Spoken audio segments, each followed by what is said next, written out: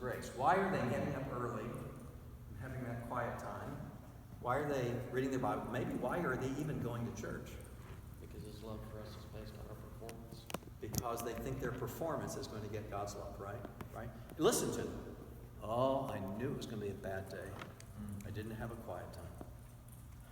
So it's kind of like, I didn't bribe God, so he's being mean to me. What if we looked at the Christian disciplines very differently? I mean, you recognize many people in our churches, and by the way, sometimes that's us. We do it too, right? We sin, we do it, and so we're going to make it up to God. I'll pray longer, or our most common view, I'll feel badder longer. I'll make it up to him, right? I'll make it up to him. That's why but what if the disciplines were not bribes? What if the Christian disciplines were bread? Bread. That we are taking into our hearts the nutrients of the gospel. That we are feasting on the goodness of God. So I am saying, why am I praying to God? I'm not trying to pay him off.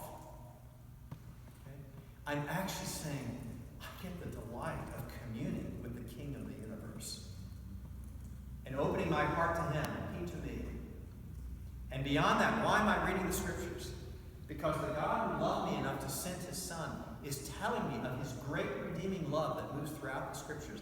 And I'm feasting upon the goodness that's in him. And why do I fellowship with his people? Change motivation. I'm changing motivation. But I'm also filling up my own heart with love for, I'm changing the affections, right? I'm moving the affections to love for Christ. I'm saying I live with the body of Christ. I'm communing with people who commune with him. I'm learning to love from those who love him. I know they don't do it perfectly.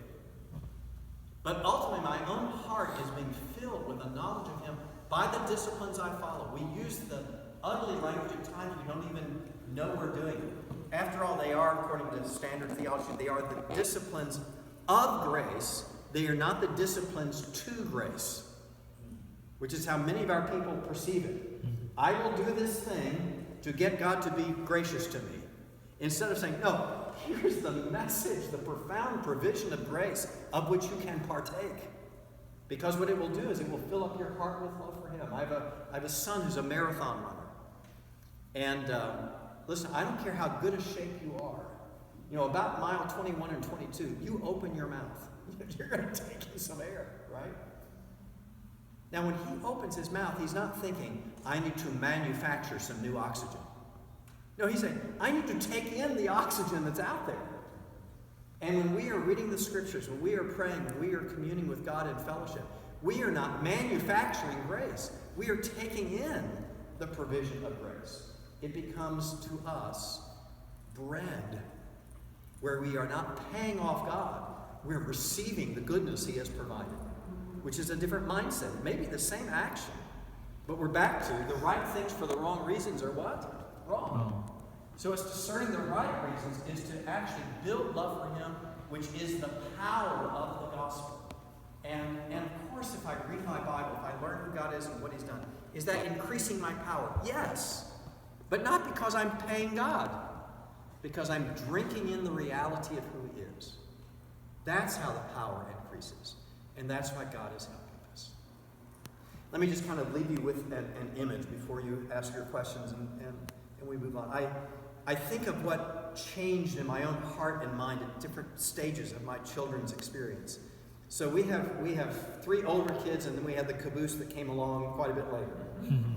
And what those are the Mac babies, middle-aged crazy babies, right? So we had the middle-aged crazy baby.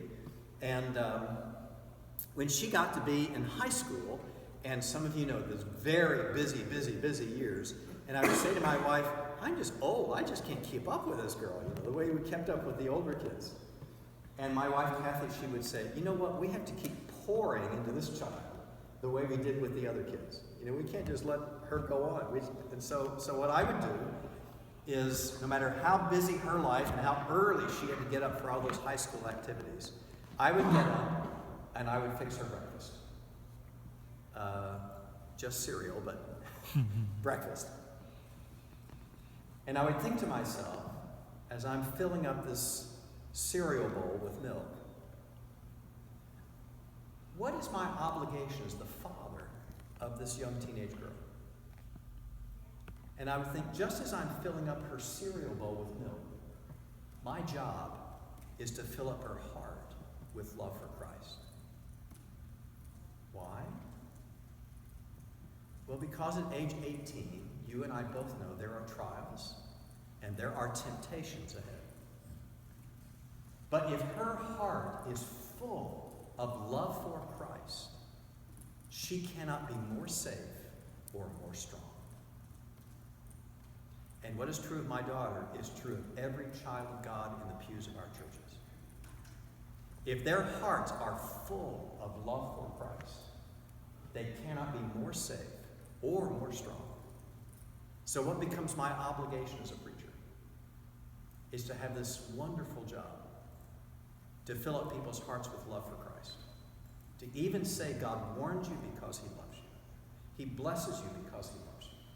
He gave his son because he loves you. He planted redemption for thousands of years because he loves you. And he came right into your heart and life and family because he loves you. And he'll walk you through whatever you're going through because he loves you. So that I begin to understand more and more, even as I work in this church now and relearning what it means to be a pastor that many of you know better than I, that I think back to the days that I thought the job of the pastor was to get people to do what they don't want to do. And how horrible that was in his existence. And now to say, I think I really got a great job now. Because my job, I think, profoundly, is to have God's people love him more. And what enables me to tell them that? Everything that was written in the past was written for us, so that through endurance and the encouragement of the Scriptures, we might have hope. And when I know that, I believe I have the tool that God has given to delight his people, change their affections, and fill them with love for him. I commend it to you. I think it's a great job. And I commend it to you to fill people's hearts with love for their Savior. Let me see what questions you have.